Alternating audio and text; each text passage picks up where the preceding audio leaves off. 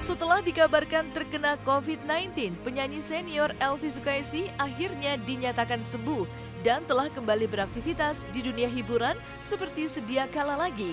Kembalinya sang Ratu Dangdut untuk pertama kalinya pasca menjalani perawatan dan isolasi mandiri selama hampir sebulan lebih itu, nyatanya membawa segudang cerita tentang kondisi sakit yang selama ini ia rasakan. Ia sejak divonis terkena virus corona, Umi Elvy sempat mengalami ciri-ciri sakit seperti menggigil jelang malam hari hingga kehilangan penciuman dan selera makan menurun drastis. Selain itu juga, Umi Elvy juga mengaku sempat mengalami pengentalan darah yang membuat keluarganya sempat khawatir. Dan seperti inilah curahan hati Umi Elvy Sukaesih pasca terpapar COVID-19. 20 hari. Dan Umi isolasi mandiri. Isolasi mandiri ya 2 minggu. Jadi ciri-ciri yang perlu dipelajarin adalah pertama kita mual. Jadi macam-macam. Kayak Iis Sugianto dia buang-buang air. Kalau saya menggigil setiap maghrib menggigil gitu loh. Kedinginan ya? Kayak kedinginan. Nah itu kan gejala tipes kan kayaknya.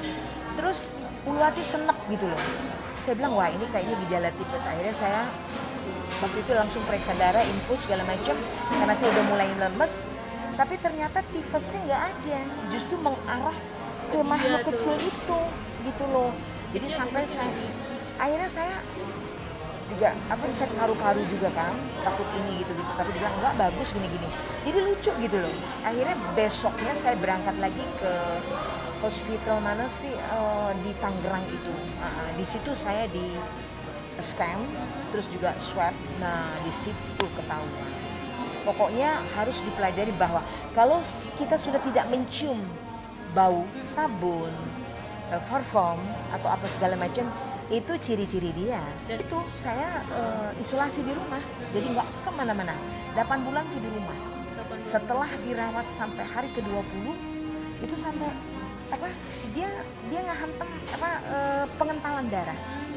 Umi udah ngerasain itu. Ya, pengentalan darah. Jadi begitu tusuk sini nggak bisa, tusuk sini nggak bisa, tusuk sini. Aduh, terus baru dapat udah langsung kental di dalam. Terus kalau orang dulu kan mitosnya nggak tahu mitos, dia bilang kalau udah nggak nerima jarum, udah ini biasanya tanda-tanda itu. Tapi dia bilang Umi jangan Umi rasain itu. Kita serahin sama Allah. Tapi saya waktu pertama ya Allah ya Rob, kalau begitu makan asin, sin. Kena manis tuh, makanan kamu maniskan di kecapin. Manis, udah nggak bisa. Jadi semua makanan masuk tong sampah.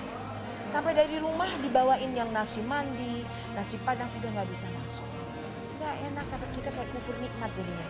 Nggak ada yang enak sama sekali, ya Allah ya Rob. Tapi saya jadi sholat aja deh. Pokoknya zikir aja, udah pokoknya gitu aja deh.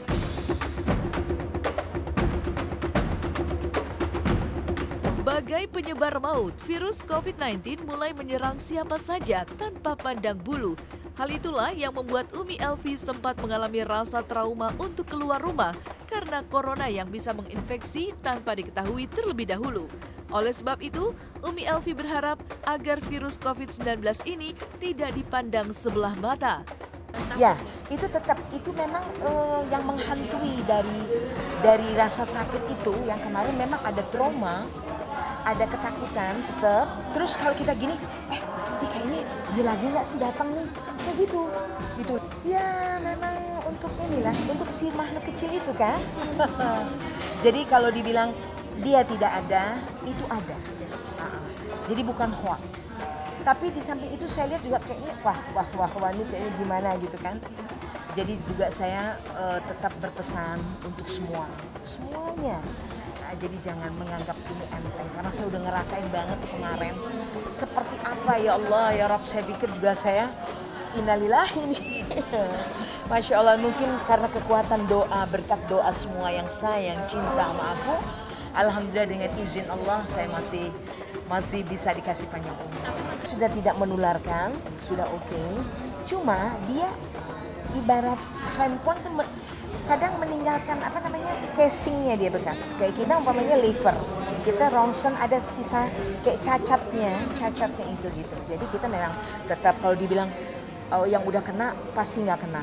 Jangan seperti itu. Jangan bilang tetap kita waspada.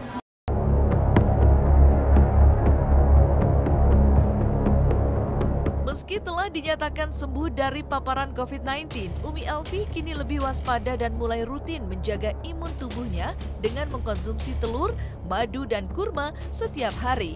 Selain itu juga, Umi pun lebih memilih tetap di rumah saja demi mencegah agar tak lagi terjangkit dengan virus berbahaya itu. Setelah itu, waduh banyak banget. Jadi antivirus segala macam, madu, terus telur per hari.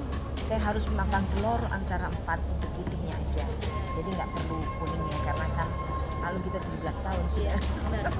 Ya, takut kolesterol ya. Terus madu, kurma. Terus itu saya isolasi di rumah. Jadi nggak kemana-mana. Itu direbus. Telur ayam. Boleh negeri boleh. Omega lebih bagus lagi. Telur ayam omega, tapi telurnya aja kita makan. Kalau kita bosen, bisa putihnya dikocok, dikasih jamur apa gitu.